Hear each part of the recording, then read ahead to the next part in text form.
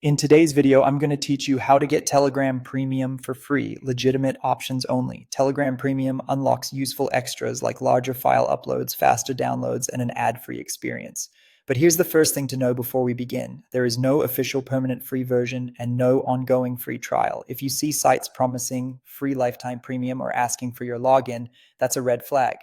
The only legitimate ways are temporary trials that sometimes appear in the app or gifts sent by existing premium subscribers. Let's start with checking for a trial. Open Telegram, head to Settings, and tap Telegram Premium. If a trial is available in your region, you'll see a banner or offer right on that screen.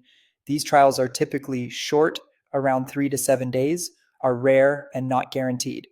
They tend to appear for some new users or during special promotions, and availability can depend on your country, account age, or the version of the app you're using.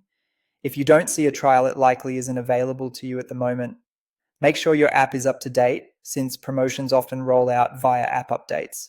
If you do see a trial, just follow the on-screen prompts to activate it, and keep in mind it will end automatically when the period finishes unless the offer states otherwise. You can periodically check back on that premium page as promos can come and go.